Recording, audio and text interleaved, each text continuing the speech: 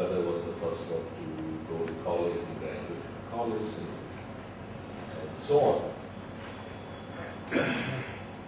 But we don't have any ties really these days to agriculture. Almost everybody in the family has moved to the cities and not educated and gone out to do other things.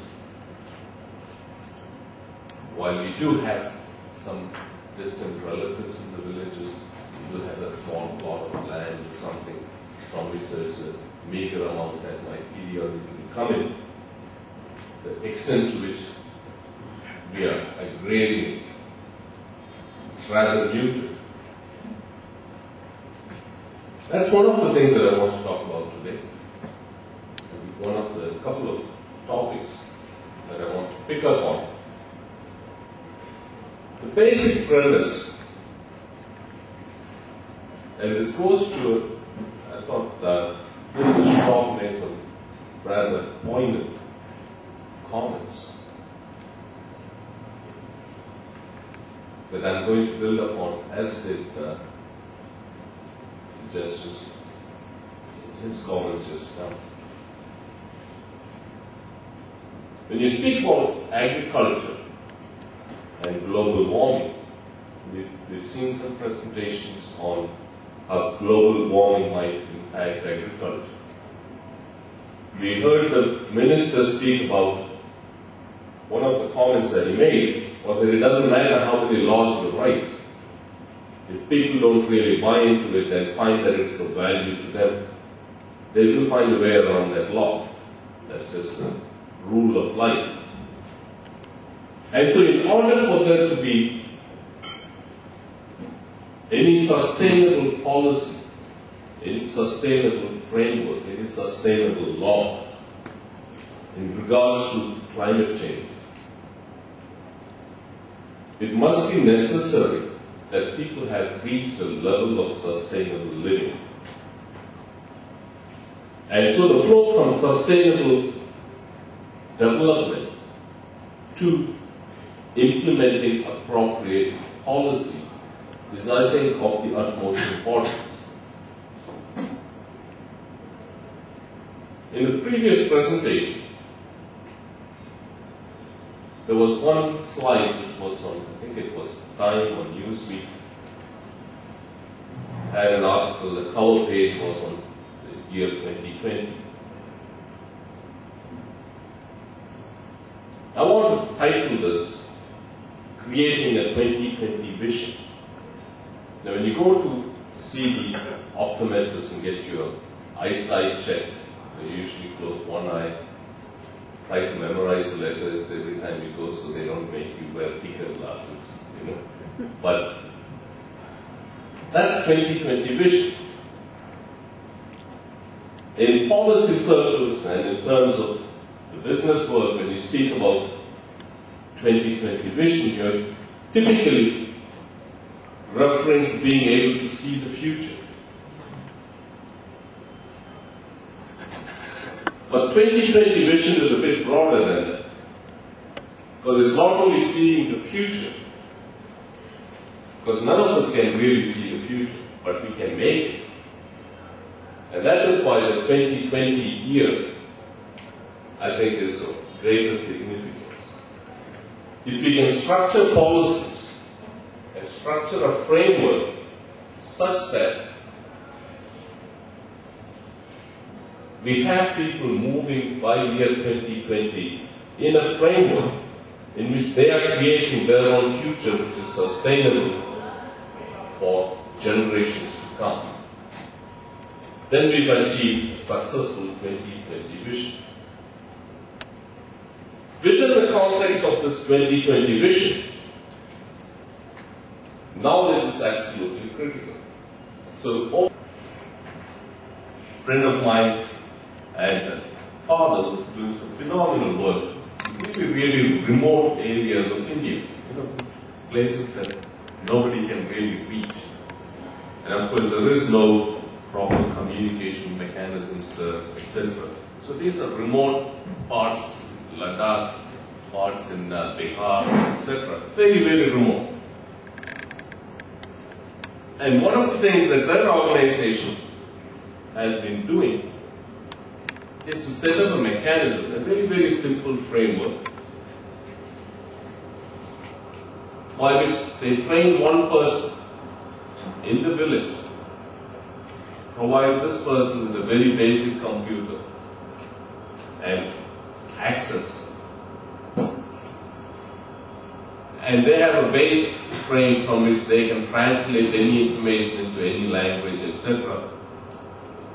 So this person then conveys in their local language all of the pertinent laws that may come up for people in their community. The next stage of their process is for this person to be kind of like a librarian. You know, when you go to the really large libraries these days, while they have lots of old books, they are primarily a place where you can access the internet and search for information.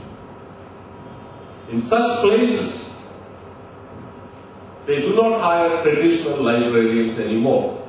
They have people who are experts at helping you search on the internet. Anything you want to know, that you ever want to know.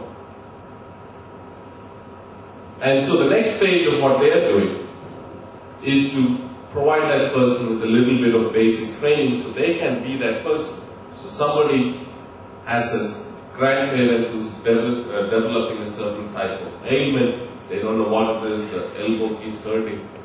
They can just ask this person to type that in, and this person knows how to find that basic information. So before you go to the doctor, or you even know whether you have to go to the doctor. And again, if there is information available somewhere that's in another language, it can be translated by the Home Office into any of the local languages. That is a mechanism, a very simple but basic mechanism which engages someone locally, which pays them a something better than bare subsistence, but still a very, very meager amount, trains them to provide a greater good for the entire community. That is part of the 2020 vision, where this community now is creating its own future. If they want to find out better ways of irrigation, if they want to find out, for instance, how to adopt similar techniques to what the Straw Foundation has been doing, they can easily do that. They don't need to now come to this event to learn about that or go on the internet themselves. Knowledge is key. If people don't have knowledge, if they don't have information, then nothing we do will save us. And in order to get them the knowledge, we have to figure out ways that they can get the knowledge themselves. You can trust 1,000,000 books in front of their faces. Trust me, I've taught lots of students. I know this one part, you can give them assignments, you can give them readings, you can give them grades. They might get an A grade in their test, but they wouldn't have learned a single thing. You have to somehow engage them in that process of acquiring language, and then we can be successful. Education is a very funny thing. Because like I said, my father was the first one to graduate from high school. But he didn't stay in his village. He was the first one in his family to leave the village. So if you bring education to people in agriculture, to people in rural areas, to remote parts of India, there is a possibility that none of them will stay in these areas that we want to develop further. Which means that if we provide people with the appropriate education, and this is education that can significantly enhance their ability to assimilate and gather knowledge, to improve their own well-being and others, they must also be provided with sufficient of a return that makes it worthwhile for them to stay in that area, in that occupation that their forefathers have been carrying on very successfully for many, many years, many centuries. So education is a funny thing, because if you give them a lot of it, then they might not stay there. That defeats the whole purpose of making sure that people everywhere is educated. But at the same time, you then have to come up with mechanisms that make it worthwhile for them to stay in agriculture, to stay in rural areas, to actively participate in activities that reduce the damaging effects of any of our footprints. I was visiting a friend of mine in Delhi. He was telling me a story about this person that works for him, helps clean up the house, etc. Comes from a very remote part of, I think it was UP, who wanted to borrow 5,000 rupees from him. So he said, I'll give you the 5,000, but what is it for? And he said, well, sir, my daughter, she has to walk 21 kilometers to the nearest public school. While it is a good school, by the time she gets back home, she's way too tired to do any of her homework, to do anything. And I would like to send her to a private school which is only 3 kilometers away. That will cost me 5,000 rupees. So of course he gave the 5,000 rupees and the daughter goes to this private school, which is much closer. So she's getting better educated. You now have technology that is capable of reaching people in very remote parts of the world. We can teach anybody anywhere, anything. Is it likely then that we'll get into a scenario whereby my 2020 vision says there will be nobody living in rural areas, they will all be clustered around Mumbai? That's a nightmare scenario. That has to be part of what we plan for. If we just say we're going to put more and more resources into making sure that people learn about global warming, or making sure that people get educated, we also have to be sure that while they are educated and they have all the knowledge, that it is part of this comprehensive, integrated framework that many people referred to earlier today. And so my primary point then is that we need to have a 2020 vision whereby people are engaged in creating their own future.